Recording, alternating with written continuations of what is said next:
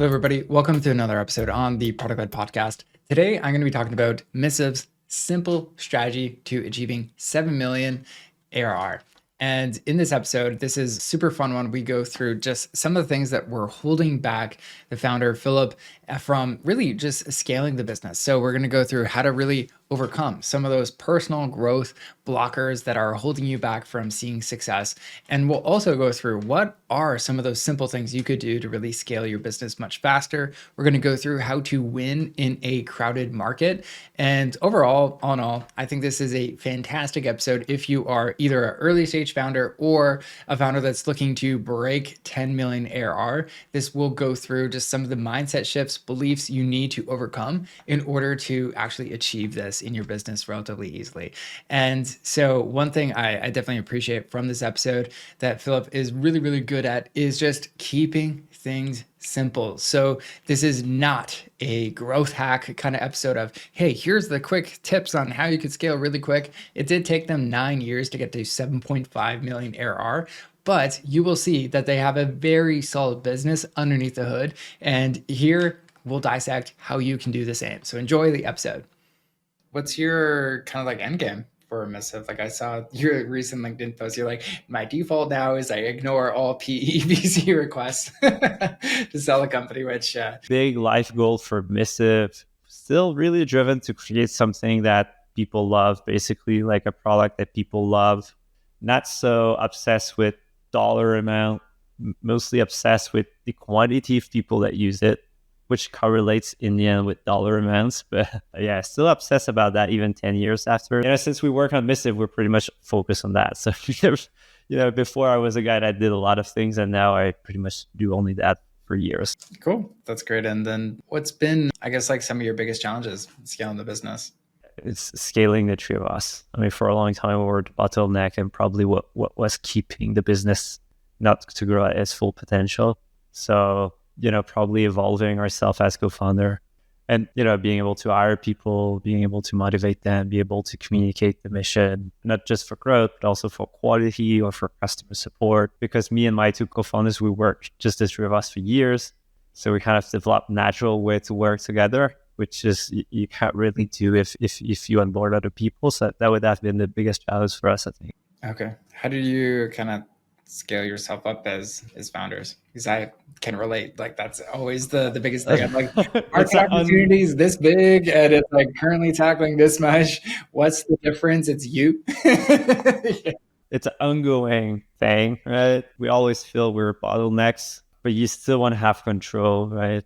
Because at the end of the day, like our three brains made Missive, and I don't really believe you can extract yourself from everything. I don't know if it's egocentric, but I don't really want to make myself irrelevant, right? There's some like managers I'll try not to be useful, like I can leave the company at any point in time. Clearly not our philosophy, but there's obviously a point in the middle where, and I think that's the thing we're trying to do. And it's funny you mentioned that because like my book I launched last year was like the Product-Led Playbook, like how to build, scale a product-led business. But then as I was finishing it, I'm like, oh, there's like all these things I want to add in. But then like, oh, it's totally another book, because the next level, once you get a good, solid product-led business, it's like, I call it the free life, where it's like, it's not extracting yourself from the business where you're not doing anything, but it's like, what is your unique ability?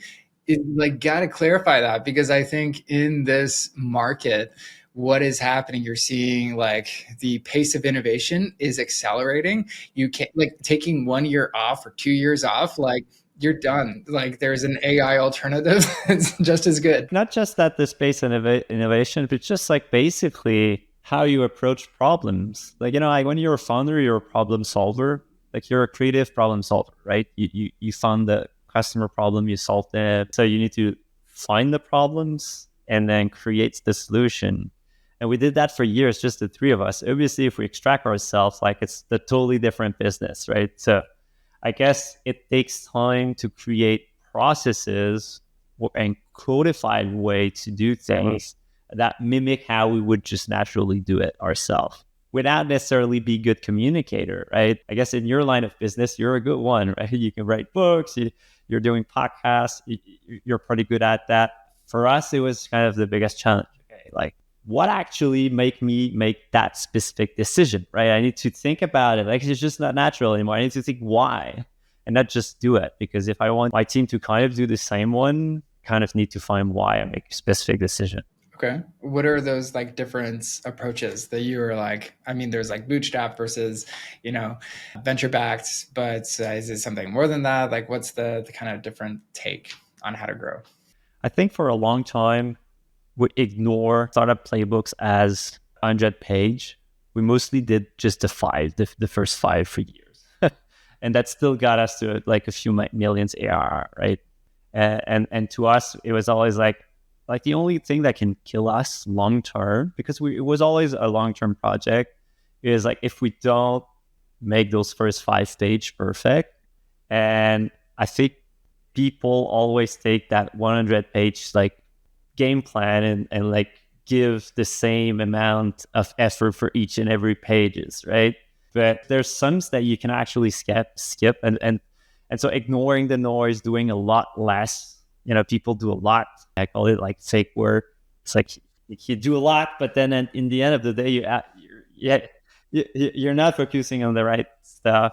Like keep it simple. Okay. What would you say is like your main competitors? Like I'm thinking of like Front, but I don't know what else you would say. Well, front is, but it's a blessing for us because it's our main growth channel. It's still to this day because they invest so much in making this space, and for some reason, people are really not satisfied. And all types of customers, from small to big ones, and then they look for an alternative and they find us. And that always has been like one of our main driver.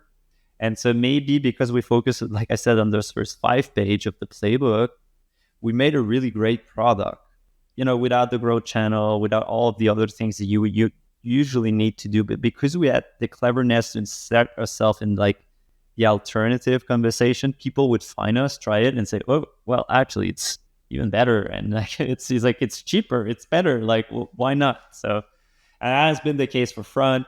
I mean, all help desk are eventually competitors for like email-centric businesses. So if you have like an e-commerce, maybe Missive, and you don't do any emails, maybe not the best. But if you have an e-commerce and you do a lot of fulfilling, or email is like core part of your operation, you will love using it. And basically also like even solo email app like Superhuman. Obviously this is a smaller part of our revenue pie because it's usually a really small team, like one executive with his assistant. But people would outgrow Superhuman. They would be like, I love Superhuman for years, but now it's just, I get just too many emails. And the solution is not just a fast shortcut. Like a solution is to actually bring my team to help me, like people I trust. And then they start using Missive. Something important to know is like if you look at the industry pie of Missive customer, like I think that the biggest one is like 6%. And the size of teams is all across, right? Like average size is like I think 6, but like it's spread all across in between 1 to 300 people. And use case all also different. Like it can be team chat, can be share inbox, can be delegation. So there's a lot of different use cases. To go back to what I said earlier, usually you will hear things like you should focus on a niche, you should go toward a specific customer. And in our case, we never did that. Pretty much like, let's build a great collaborative email client. And then it still end up working for some reason. Obviously, now that we have established ourselves more, I have a marketing team and whatnot, like we do those things now, and we will have like targeted marketing initiatives for different niches. But it's still important for me in the roadmap to have a product that can be used by people in many industries. Like we don't want to be the best email client for lawyers or the best email client for like the accounting business or transportation. It's just basically the best email client for a business. I think like it kind of ties back to your overall strategy. So what I'm hearing as well, it's like against like Front and some other solutions. How would you define your like core strategy? Like how are you going to win in this market? Like I see cheaper, it's better than the alternatives. No, cheaper was for a long time the pretty much our marketing strategy, right? Like our first marketing strategy. And I'd say it wasn't really, it did us a lot of disservice, because when your price is lower, people automatically assume that it's cheaper in the sense product. Oh, it's not as good, but it's like good. Exactly. Yeah. Exactly. And so we raise our price, but obviously not to the point of those businesses, because the playbook of those businesses basically have an extremely high price on the website. And then people contact them. And then it's just like a back and forth negotiation. You sign a 3-year deals, you get half, like we cut price in half.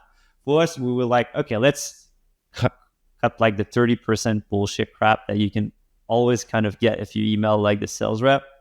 Price at that point, it's still lower than those. And there's a lot of people that just like that transparency, like, okay, that's the price I pay, right? What makes us different apart from pricing, I would say we're pretty much the only email-focused collaboration platform. Front did not start like this when it focused to that. And now if you go to front.com, it's pretty much intercom, right? It's more like customer service centric. In our case, it's email centric.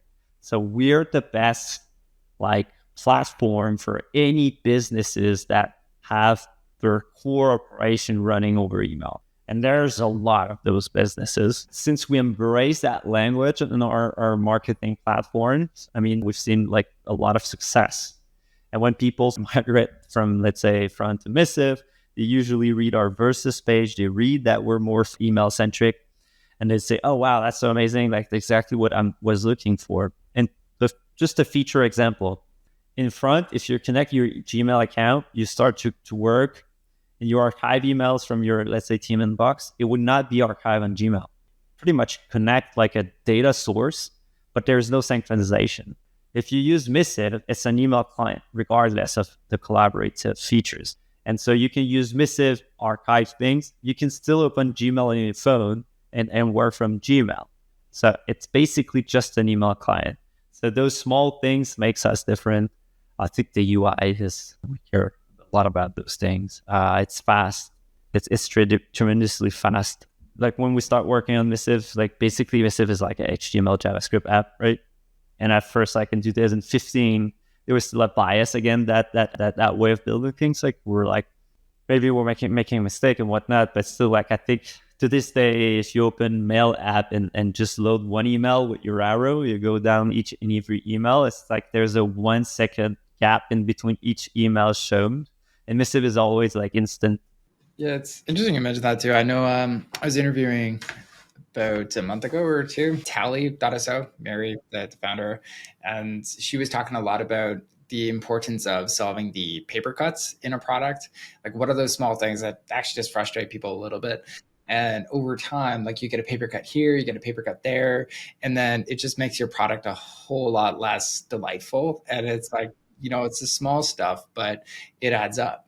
And so it's like this it doesn't seem like a brilliant product strategy because it's like, we're just fixing the paper cuts. It's like the other. Yeah, it doesn't make for an exciting changelog, right? Because it's like there's no press release for that. It's like we fixed this little thing, and that affects like 5% of the user base, right? In our case, like create a culture around that though, where it's like, hey, we sweat the small stuff too, just as much as the big stuff, but like we're not trying to reinvent a new category. We're trying to do this one thing better than anybody else. I think we're naturally empathic around our customer pains, like as co-founders, right? Because like one of our main objective is to please the customer. Like at the end of the day, like we just love having happy customer, and we're in a product where like people don't live with those paper cuts. They will email us, right? So I guess maybe there's some product where there's a lot of paper cut happening and you just don't know about because it's not core to their operation, right? I assume Tally, you would set up a form once a month, I guess, to interview your customer. It's painful once a month. So you might like, it sucks, but you won't email like Tally, like, please, like that small thing is annoying. Like for us, it's like people use it every single day. And like, for instance, like basic issue, like I receive an email with a table from a company in China using Lotus Notes, and it renders like that. You're like, okay, well, I'll spend 6 hours debugging and coding and like crazy old character stuff that nobody used. But at the end of the day, I mean, for us, like if they can't like open the old email from Lotus Note and see it, like it's a big paper cut, right? So kind of imposes itself to us. Okay. And then as a CEO of Missive, how do you use Missive? Like, is this just mostly your like EAs also in there? Or like, how do you involve the rest of your team to really get better at email? Because I'm sure there's a lot of other CEOs listening. They're like, I'm doing all my email myself. And I'm like, trust me, there's better ways of doing that. You know, a funny story at the origin of Missive, like at first 2 years, it wasn't really working. We had a few early users, but it wasn't really working. So at one point we said, okay, should we just stop and move on?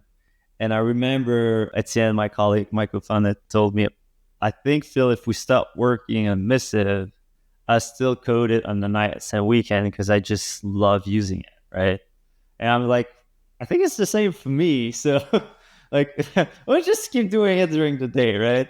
And that goes back to dog fooding your own product. And so I guess your question was more about workflow, but I think it's important to say that touched back to the previous question. We do everything in Missive. We overuse the product and we do it intentionally. We will do things that our customer won't in Missive because it's not really built for it, but just because we want to push it as far as possible. And that make us be able to be more empathic about customer issue because we kind of live them, and also allow us to be more creative on how you can use it.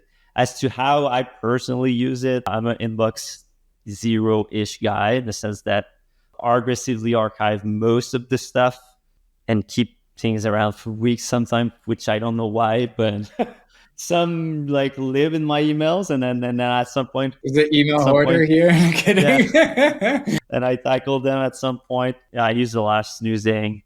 In Missive, you can see the snooze in your calendar, so that's kind of cool to also be able to like look at your day, but also look at the conversation it's going to be in snooze the day after, and helps plan. Actually, I don't know if you do this, but like one email strategy I learned from Near EL, he wrote the book like Indistractable. And ever since I've done this, it's just made email so much more delightful for me, which was like, like I have my EA go through like, what are the urgent stuff that I need to actually action today? So that should be maybe like one or two messages. It's not that much. And then like the end of the week stuff, they tag it where it's like, hey, this is something it requires your input and it needs to be actioned, but like relatively soon. That is where I have my closet full of emails. But then you block off like an hour and a half on a Friday, usually a Friday afternoon where you're like, you just don't want to do that. You're like wrapping up the week, feel good inbox done once a week. And that cadence has been really fun, actually. I was like sustainable because I think a lot of people just treat everything like you have to respond to it right away, which is not the case. Yeah. In most cases it is. For us, it's hard to be in a mode where you just shut things off because like you still want to be like, let's say as a general, the first in line when stuff happens, you want to know. So yeah, I guess the way I work currently might not be scalable to some point because I still like to see most of the stuff right away. Is that scalable? And especially for a person, when you have, I'm not a public person apart from some LinkedIn posts, but so, most emails I get are like Missive related. And sometimes I get them personally and they're basically support question. I might just like assign them to the support team and whatnot. That's the benefit of Missive. If you run a business, like you start small, you email people with your personal email address, then you grow. And then all of those early customers, they still like ping you.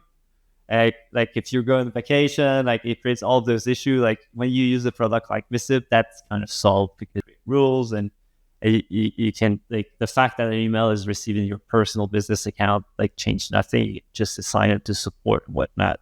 Okay. And then so right now you're at around like 7 million in recurring revenue. And what does your team look like? We're 15. Yeah, 15. Only 1% at marketing. I have 1% at operation finance.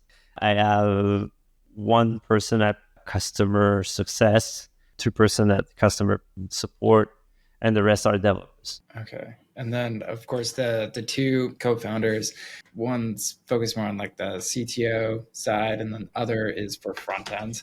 So you have about, if I do the math here, yeah, one person marketing, finance, customer success, two customer support, so we're at five, two other co-founders, that's seven. So it's about another 7 or 8 developers.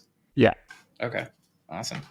So interesting. Now, why did you decide to kind of break it down that way? Because the way I kind of perceive this, and this is very common for product-led companies, almost always, it's kind of more skewed this way, where it's like, we love our product. So like, as far as the resource investment from people is almost always on the like product side, heavy development. But one person in marketing, I'm looking at that and saying, okay, there's a humongous opportunity. Like if you were, I know we were joking about this before, about like the PE companies reaching out and being like, hey, can we buy Missive? I can guarantee you one of the first things they're going to do is they're going to be like, we need to ramp up marketing. We need to. And like I have seen on the other end, like companies just like abuse that. It's like, I think a product should definitely be like the product is the main jam. Like you hear like marketing led companies, sales led companies, it's like, yeah, the reason that product is like top in the market is their sales team's amazing or their marketing's amazing. But I think like product led, a lot more like users are and customers are saying like, yeah, I should definitely use the best product in the market. But what do you have to say about that as far as like, is there any reason why you've been like, I guess, under investing in marketing? I mean, we historically have been under invested in marketing. Before it's just me like few hours a week doing it. We hired Eva last year. And my COO at operations is going to do a bit of marketing. It's going to help as well. I will help also.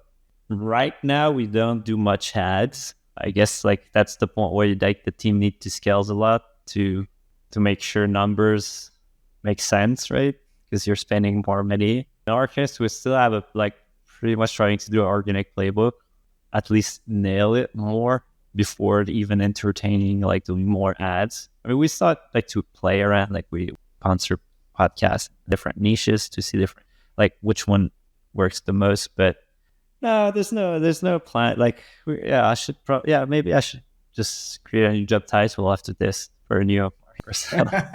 That's why I do podcasts. Kidding.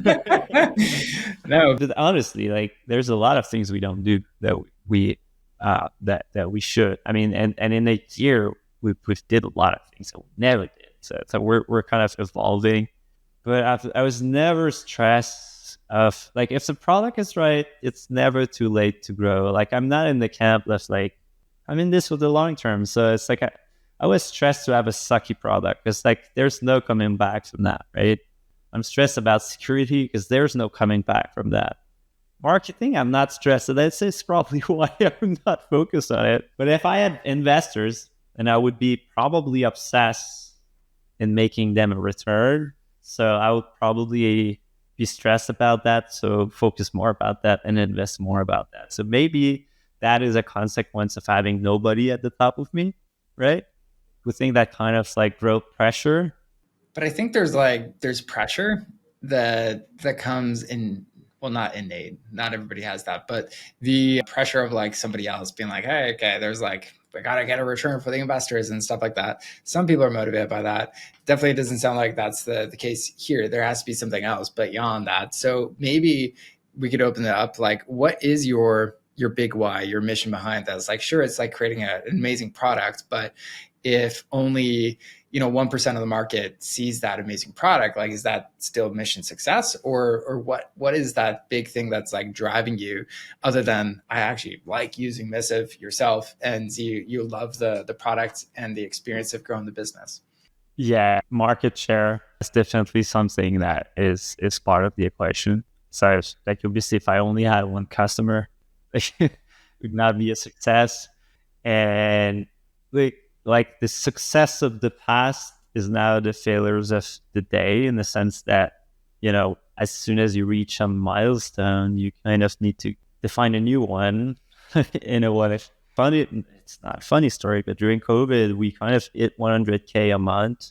And for me, that was always kind of my North Star as like scrappy, self-taught entrepreneur, tech entrepreneur / like developer, whatnot, right? So I started a bit before like indie hacking and everything, but Like my North Star was like the day we do 100K a month, like it's the finish line, right?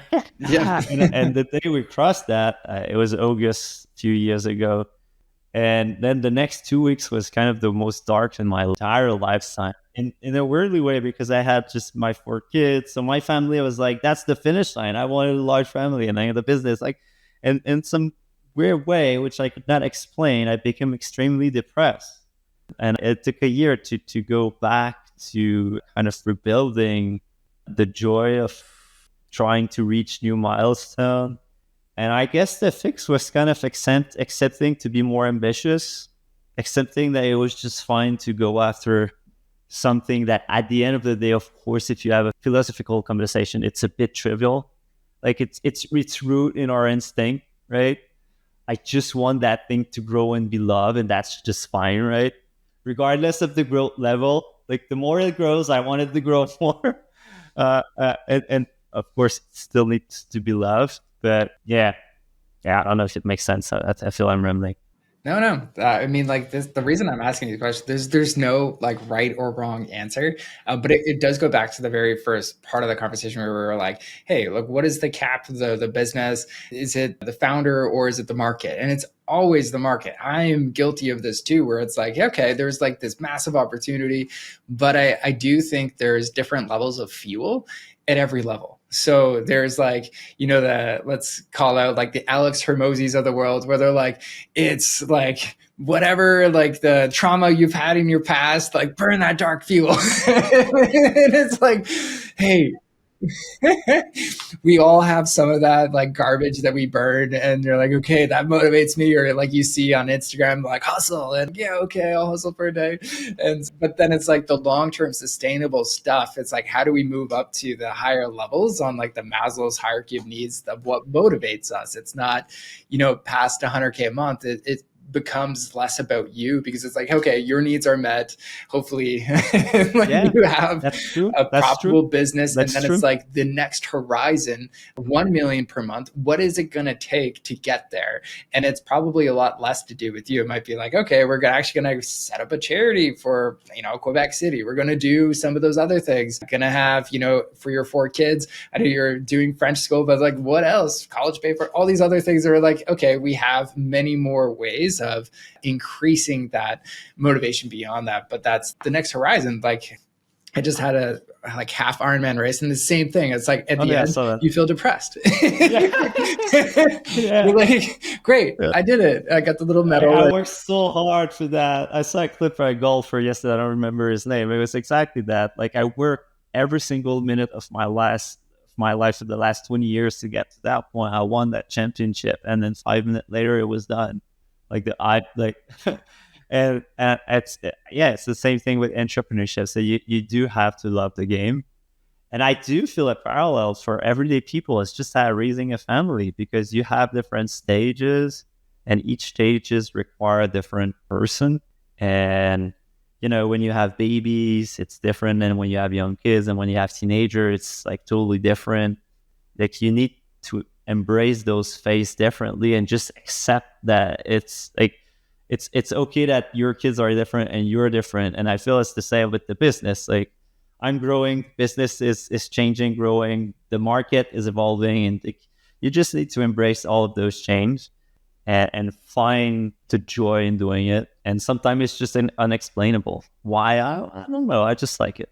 That's the finance. That can be fun. I know there's this book called The EOS Life. They have like the 5 rules to live by. They're like, do work you love with people you love, make a big impact, get paid fairly, and like have time for fun. And it's like, it's a fun little concept of changing the game when it comes to, there's the goal setting approach of like, okay, I am depressed if I, don't hit $1 million per month. And then it's like, you're always in the gap versus the gain of like, what did we do today that was actually successful? Did we meet the criteria of those 5 things?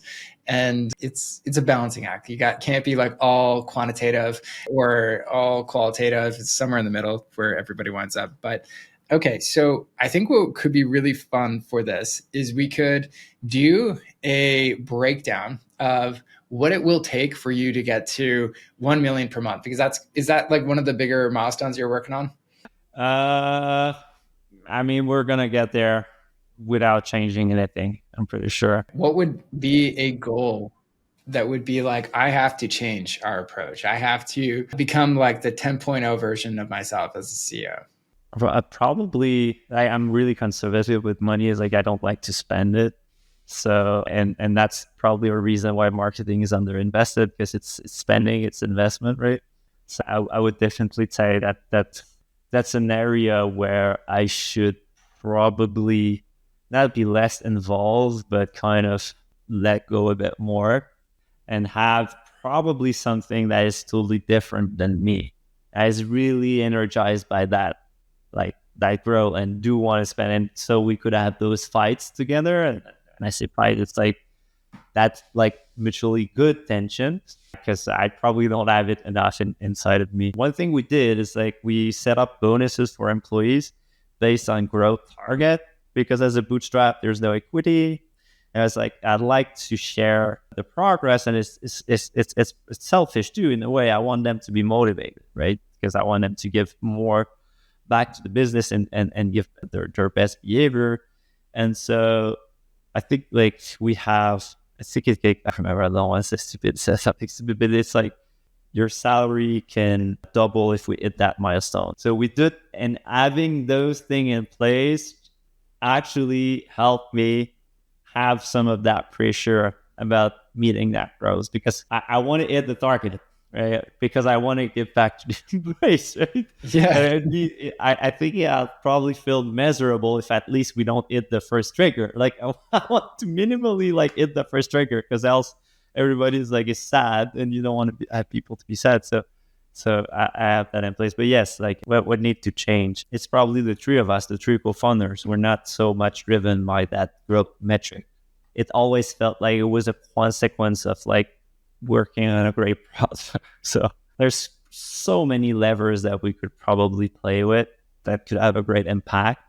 But I guess there's so many levers that we can also play with that could just waste a lot of money. So that's what I'm struggling. Tons. And especially too, like if you hire somebody that's not experienced, they don't know what they're doing. They're like, yeah, let's like spend, 100K a month on ads. Like, of course you'd have to like, we'll think about that, but probably start, maybe we'll give you $1,000, start, see if it works and kind of level up from there. But yeah, that's a humongous growth opportunity. So in the past for you, was marketing always just like when you had invested in it?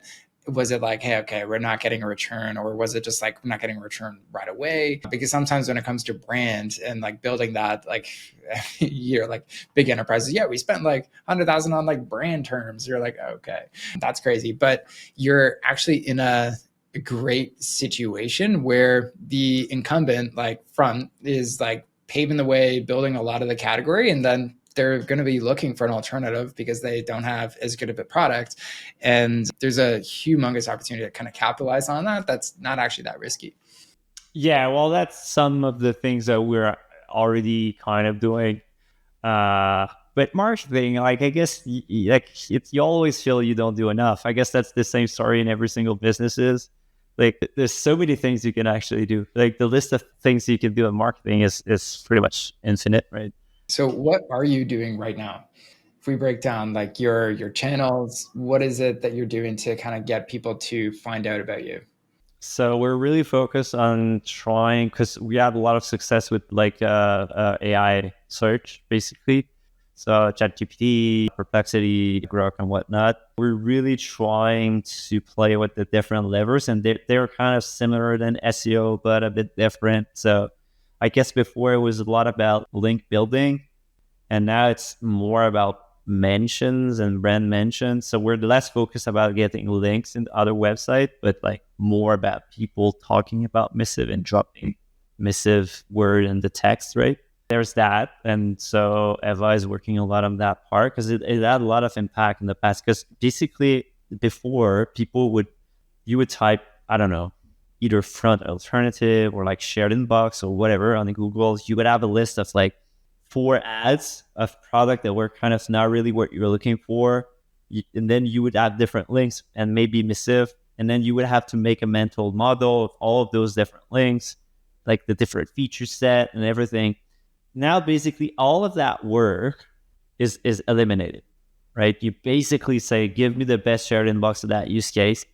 If Missive has kind of good SEO, we're going to be in the list that the AI gets. And then it's going to make it like work as magic, create a nice summary table. And usually in that table, we win because the product is so great. So usually if the user has like all of the information in front of them, they'll at least try Missive and probably pick it. And so we really want to win that part because like I think it's the future. I think Google search engine is out. So you got LLMs updating that, trying to get more people to find out about you. It sounds like in the past you had focused on search. And then what other kind of active channels are you working on? Right now we're focused on lawyers, accountants, finance people, and transportation businesses. And so we're doing a couple of like initiative in each of those segments. So for instance, right now, one in accounting finance is we're sponsoring like big, I don't know that, big podcasts, like big finance or accounting podcasts, and to see if it has an impact, plus their newsletter. So that's actually the first time we spend, well, in that case, the initiative is going to cost like 40K because the first time ever we spend money on like, I think we did ads in Google like 6 years ago for a few months, but like since that. But you're not doing ads anymore, like for Google or anything? No, zero. Not even for like when people search for front or something like that. So for front, we're naturally really well positioned, but no, we do have a affiliate program that allows people to bid on all keywords except if it includes Missive. So and there's a couple of people that actually will do ads for us using the affiliate program, which probably explain that the economics make sense and we should do it ourselves. But yeah. Okay. Got it. Interesting. And so, yeah, I mean, it's super impressive you got to 7 million with like just those channels. That just goes to show like, okay, the product is solid. There's a lot of great word of mouth already that's driving this. But what you would definitely want to do to get to the next level is like for the current person who's leading marketing, are they like leadership level, or is this more of like somebody who's can get their hands dirty? I think a mix of this. Eva is an IC. Like she's not just like brainstorming. She do things. When I hired her, it was kind of, I was trying to find somebody with a lot of experience, but I was still willing to do things because I knew it would not be like go from 0 to 10. It would be 0 to 1, probably a year. And it has been a year. And probably this autumn, we're probably going to sit down and say, okay, what do you need? Like if we want to scale those small projects, we did it during last year. What do we need? 1, 2 people? I think like that's definitely the right call you made for like that first marketer. You want somebody who is not just like, just I'm an exec and let me run your marketing campaign. It's like terrible for startups. So that was great. One thing we see a lot with product-led companies to get to 10 million and beyond, you definitely have to have like, you don't have to call them a CMO, but like that person who is trying new channels, seeing what works, spinning something up. Okay, you get it working, and that is like, okay, we have the LLM expert specialist that's all they do. We have the SEO person that's all they do, and they really have to be measured right. I think especially for you, where I mean, you should do this anyways for marketing, but just for your sake, like this is an investment that actually pays off versus this is us just burning money. Because I think getting out of that mindset of like, okay, marketing should have a return is huge. And then really having the data set up so you can see, okay, for the 40,000 we spent on sponsorships, was that a good idea? Like, should we 10x it, or should this be like killed next quarter? And you can tell pretty quickly with some of those pockets, like, okay, boom, like we get 10 clicks or something like that. It's like, make sure we get the UTMs, everything else. There is, of course, like brand stuff where we can go through and be like, okay, maybe that was worth it. Built some goodwill, but yeah, at your stage, you probably just want to have some more solid bets. And I think there's a lot of opportunity with those existing channels. If you just study, okay, what is Front doing? Not to say they're the golden standard at all. They're probably wasting a lot of money on the marketing, but you can kind of dissect, okay, where are they getting some more of that traffic, because they have a very similar product in some ways from the marketing standpoint, but obviously they're more intercom focused versus just focusing on email. Yeah, well, it makes sense. I guess it's the plan. Now, there's knowing what to do and then there's doing it. What would you say is like holding you back? Because there's beliefs, there's always, hey, we tried some things in the past before. There's the, I call it excuse isms. Well, maybe it's the summer, it's not the right time. I guess I have a chip in the shoulder that it's like I like to prove I usually like to prove people that things can be done differently. And that defined a lot of our story for the past, right? Hey, we did that even though we did not do a lot of marketing. We just focus on the product, right? So I would say that is kind of still part of my, like, the story I telling myself, right? Telling French myself, resistance, right? Exactly. Well, we're French Canadian. We lost, right? But I'd say there's probably a lot of that. Okay. So, not trying to make this a therapy session. Yeah. What would have to be Marketing true? therapy. What would have to be true for that not to be the case? Because there is like totally a lot of benefit in having that belief in many, many, many cases where it's like, hey, we just want the product to stand out. That's how we want to win. I think that's why you built a product-led company in the first place. It's like, okay, the product is great. And you have done a fantastic job on that part. But then there's probably just people telling me, you're just stupid. Like, you have the product, right? Why are you not going after those opportunities? Like, the product can still be good. You can still focus on that. Just like, and keep in mind also, was a natural growth revenue. And we're kind of at the point, like, for some time, it was like, oh, like, I'm a small squirrel. I'm like, I don't sell my business, but now I have that money, right? I'm like, my life is kind of, you're never secure, but like it's more secure than like normal person. So I more and more tend to say, well, it's a bit stupid, like not to reinvest. That's like there's not even risk anymore, because if everything goes to hell, I still have that small pocket that I took around. So I feel like I'm naturally getting to that point where it all honestly feel more natural to my personality to reinvest, because those worries that I have about money, they're kind of been covered, right? I do have more people like that around me now. There's a podcast in Quebec called SaaS Boss, and it's just like interviewing like SaaS people. And there's he created a small private group where we pay per year to be in the Slack, and we do some events together. And like there's like a lot of collegiality because you're all founders and you all have like businesses, and that was really a fun spirit. So like I could be called by some of them for that.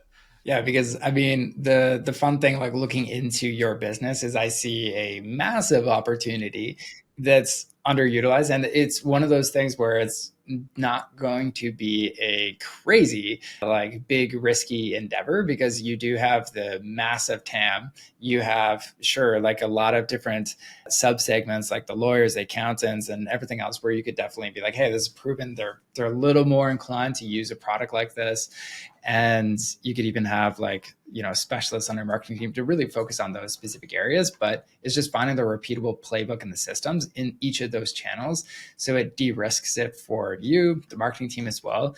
But then the final thing to kind of wrap up my little entourage on how to scale your business is you will definitely long-term, and hopefully not too long-term, if your current marketing person can grow into the leadership team, but you definitely do need that, like whether it's CRO type, CMO type person at your same level to spar with you and actually counteract the leadership team, because it is heavily product influenced. And so that'll be the next big challenge as you scale up your leadership team. The cool thing I think working with me is I can be stubborn, but I can change my mind quickly, which is what okay, it's a good way to move forward. So I do feel that all of those things are coming. Totally. Well, cool. So hopefully somebody who's listening to this podcast is like, hey, that's me. I love Missive. I've been kind of like challenging you on a lot of the growth potential for your business, because there's so much here, but you have a lot of lessons that you can pass on to other founders. Like, what are some of those big lessons that you took away getting to where you are? Because I have one I want to start with, but then as you're thinking about others, we can dive into that. I want to do like the top three, but the first one that I pulled from what we've chatted about so far is you're at 2 years into this journey, and you and your co-founders, you're like, maybe we just throw in the towel or not. And what kind of pushed you to continue going? You mentioned it was like, okay, we're eating our own dog food. We're going to do this anyways. We love this product. So you had that like natural inclination. But I'm curious, like 2 years in, what did the business even look like at that time? Maybe, I don't know, like 300Ks a month, something like that, like not sustainable. Right. So like 300K divided by, it was just you three at that time. Yeah. So you got it to like beyond ramen level. You're like, okay, this is something, but it's not like probably what you could make on your own if you just worked at a job. And so, In our opinion, and we would release that, and we would have like hundreds of millions of users, right? So it's like when you first start your entrepreneur journey, there's always that optimism that you're gonna be the next Mark Zuckerberg, right? And then there's the long winter, and I guess there's a lot of people that just stop during that long winter when like the hopes just die down slowly, and you need to find the grit to push forward. And for us, I would say that was one of the reasons we had success, is that we did go over that long stretch. And so 2017, that was the trough of sorrow. And then you mentioned when you got to COVID 2020, you had hit that inflection point at 100K per month. So what happened in those 3 years from 2017 to 2020 that really helped you gain that, growth from, 300K per year to well on track to, 1.2 mil? I think it was 2021. So I think like pretty much every single customer we had, we provided the best support. We listened to every single pain, and we tried to fix them as soon as possible without delay. And that was the playbook. That's the only playbooks. That's the only thing that push us forward. And to this day, like one reason why our net revenue retention is is because our existing customer grow with us, and they don't churn that much. And so like most of our growth, you need new users, obviously, but a lot of our growth is just our customer growing with us. And that's why I say we're going to reach 10 easily, because if people are growing with, unless we become really bad and people start to churn more than they were in the past. But if we don't do anything wrong, it's like that trend should continue, like businesses will grow with us. Okay. So you just kind of kept building a great product, got to the 1.2 mil around 2021. Is there anything else that you did there to kind of spark that growth? Embracing the fact that our competitors were extremely funded, like they raised a lot of money, and they were kind of creating the market. So being clever enough to find ways to actually ride those trends instead of being afraid. A lot of time I would go online, there would be like tweets about front, and I'll jump in the conversation. Now, at first being afraid that people will be like, hey, stop, like, yeah, it's not about you. Right? And then at the end of the day, realizing people are like, oh, I didn't know about that one. Wow, great, right? What's funny is like we focus on a lot of our competitors on the marketing side, but I pretty much never opened. Like to this day, I think I probably spent in front cumulative time less than 60 minutes. Usually like the way I would see new things is like, when I migrate a customer from their platform to ours, and they would show me around how they use it, so we can suggest. I would say, "Oh, okay, like show me that." I wasn't even aware, right? And so that ability to not really care about the competition, but actually do for like the marketing part, I think that was really useful. Yeah. What do you think? Why was that the case? And like, I know that's like a good best practice for a lot of founders. Like be like competitor aware, because they're solving the job to be done that you are in some way. But as far as the way you solve it, I think there's a lot of truth to be like, oh, we have a better approach or something like that. So is there any other theory? We had a better approach. It's just the pipeline of things we could do was always infinite already by just listening to our customer.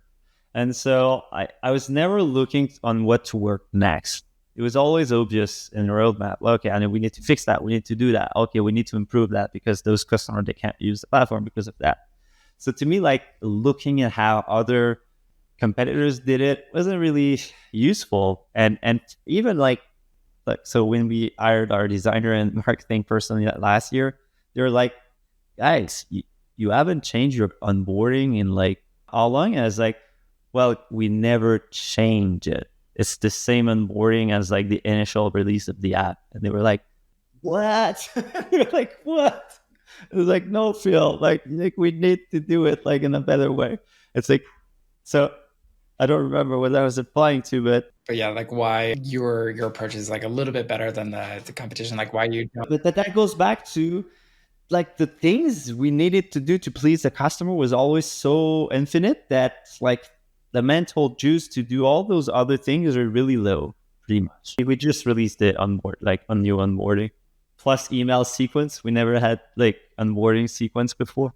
I'm happy to hear that, because I was about to say, I'm like, you have to work with our product-led implementers to do that and like Tyson. It's not, like we just did it. So nice. And so from 100K in 2021 per month to where you're at right now, hovering around 7 million, like that's a huge jump. Yeah, 7.5, I would say now. Yeah. Okay, that's fantastic. Like, what were the top 3 things you did to scale up? I keep doing the same thing. That's really what, that's why there's one. Keep doing the same stuff. I mean, we literally pretty much changed the way we work just last year when we grew the team. Before that, it was and we started to grow the team just basically because it was not healthy to run such a big business with just 3 person, and it would also create a lot of like business risk just having like 3 guys be responsible for so much, right? So, but yeah, I'd like to have those answers. But it was pretty much just like focus on customer pain and fix them for a really, really, really, really long time. And yeah. So let's unpack that a bit. So how did you, 1, source the customer pain, and then 2, just like feed it into whether it's your roadmap or like how did you solve it? So how we source this is a good question, because the problem with us is like, given we have so many different use cases in industries, there's different problems bucket, right? Like let's say e-commerce or AKA transportation will deal with a lot of like Asian people that use old like technology. So their pain would be around email formatting, right? And then lawyers is going to be a different pain. And so initially, our customer were early tech adopters because we would have like did the product and I made a blog post on I got to the first spot. And so those guys, they're concerned, they're totally different than the people that pay our bills today, right? So for a long time, we fixed the problem of our like only customer, but in the long term, weren't exactly our customer, right? So we had to slowly, and I guess it's basically by going through that long winter I talked about before, like slowly having a more diverse set of customer showed us more and more of the real pain that we should fix for people to actually pay for it.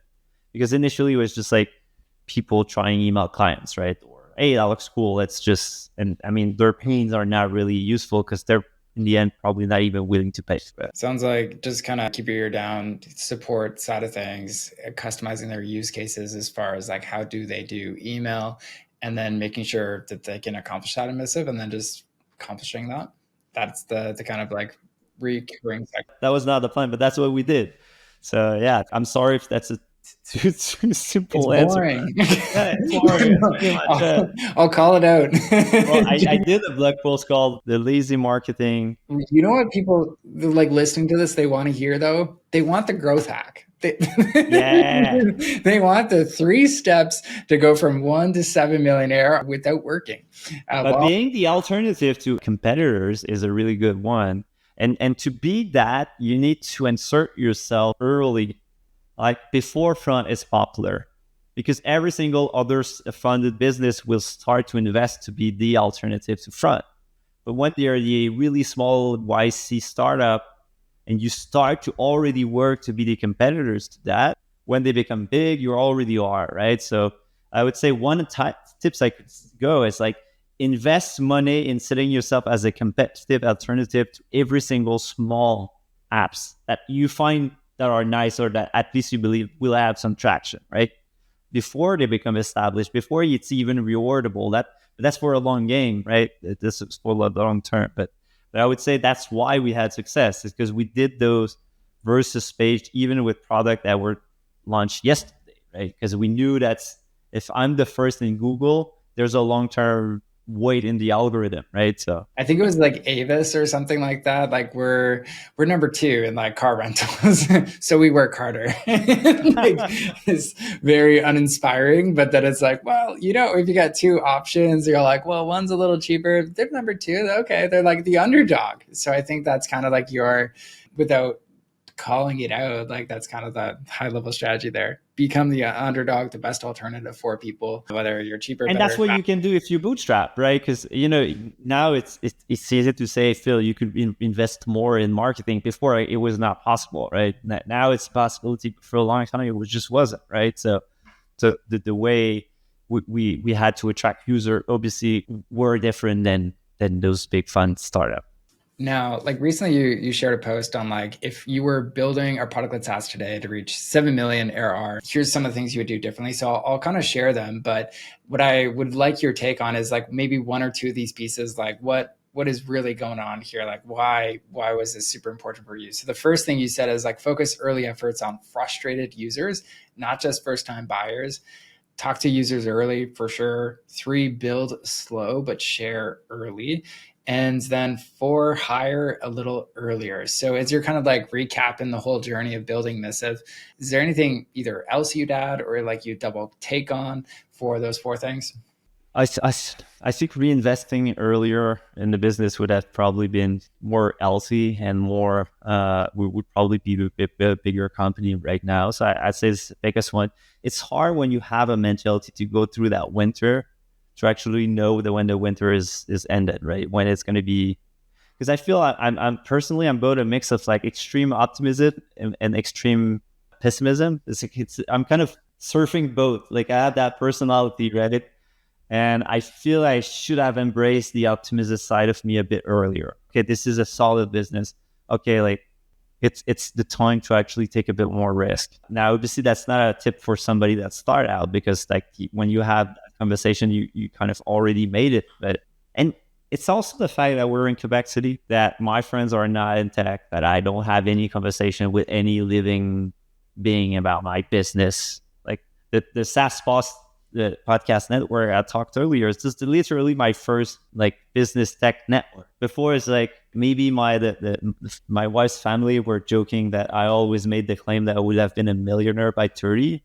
And they always laugh when I was 32. Hey, Phil, you're not a millionaire. I was like, well, maybe I am. Yeah. Like, you don't know.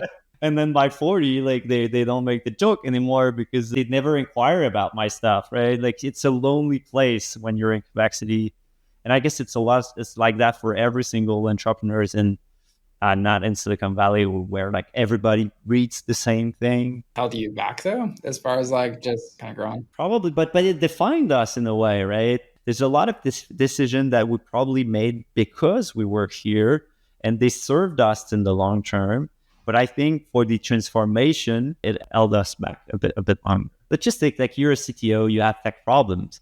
If you go to a coffee and there's like 20% chance that in that coffee shop, there's somebody that deals with a Postgres with like trillions of rows, like your life is easier than if you're like alone, like stressing and trying to find out. Like a tip would probably try to expand your network a bit earlier, especially if you're in a place like Quebec City, like you're in France or you're in the UK.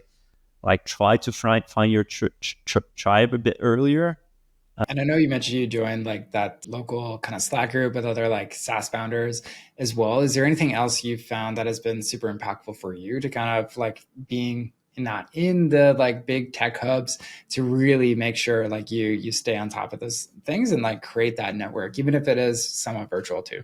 I joined Anton 2 years ago, but it was not in real life. And after 1 year, what's funny is I was like, I don't think I'm going to renew because it feels like Slack doesn't really cut it. It's hard to create like really intimate relationship. You know, the jokes like, Phil, you're stupid not doing that. You wouldn't do that on Slack, right? Anton at the same time announced that they would take a turn to in real life events because of that reason. So I felt I was not alone, but like in Quebec City, obviously I was the only one. So So I transitioned to that other group, like local group. It's funny because it's not like I talk to them a lot, or just the fact that it's there. It kind of is reassuring, and like there's a channel. It's brags/fails, where you can either like brag about things or like show like failures. And I try to put a lot of in that, like people shares a lot of things. It's just that is cool because you see the other people's problems, or you see how they have success, and it motivates you to do things. And in that group, there's a lot of people like are really marketing and sales or focused. And so I see all of their, questions and exchange, and that nourishes me a lot. So yeah, network is important. I've never had a mentor, so I would assume it would be nice to have a mentor, but never had one. So I could really tell it would be helpful. But... Cool. Well, as we kind of like wrap up here too, is there anything that you feel like you're like, one, I think Tim Ferriss always had this fun question at the end where it's like, if you could have like a billboard across everybody's highway where they could go through and see it, what would be that one kind of quote where you'd be like, I need to tell every product-led founder this? What would be that kind of big thing? I got some ideas, but I want to hear what you think. I have an idea what it is too. Wow, I'd be curious to hear yours. Well, I feel like what you would say, you tell me if otherwise, but like keep doing the same damn thing. Like what's working, go through that same process, focus on the pain, do it again, do it again, do it again. I love it. It's not that original, like talk to your customer, like that's like YC recipe, right? I guess. But the billboards, we start Missive in 2015. And before that, we were using IpChat. I don't know if you remember that. And they had a lot of success earlier with like a billboard in San Francisco. It was just like a big like meme face. And like they were kind of the first to like do meme marketing. And to this day, I was always a bit jealous of that because like that's so creative, right? And I never like kind of found a way to do that. But I'd love to do something like that. Maybe not memes, obviously, something different, but fun marketing stunt. It's something I would find joy in doing. No, it's all good. Cool. And then as far as like where people can find out more about you, what you're up to. So missiveapp.com, and I'm on Twitter and LinkedIn. Anything else you wanted to share? No, well, believe in your dreams. When you start out in tech entrepreneurship, it's really stressful. You see all those people having massive success, but see it as a long game. Every small wins will compound. Don't stress too much. Cool. Awesome. Well, thanks so much for coming on. This was a lot of fun. And to wrap things up, thank you everybody for listening to this version of the Product-Led Podcast. Make sure to rate, review this on wherever you listen to podcasts, whether it's Apple, Google, you name it, Spotify. I'm going to read every single one of those reviews, and that's how I know how to improve this. Also, if you want to stay in contact with me and learn what is going on in the world of PLG, and every single week get the best actionable deep dives on product-led growth, make sure to head on over to productled.com/newsletter. I am personally writing each of these deep dives every single week, and you're going to get a ton out of it. So make sure to head on over there to productled.com/newsletter.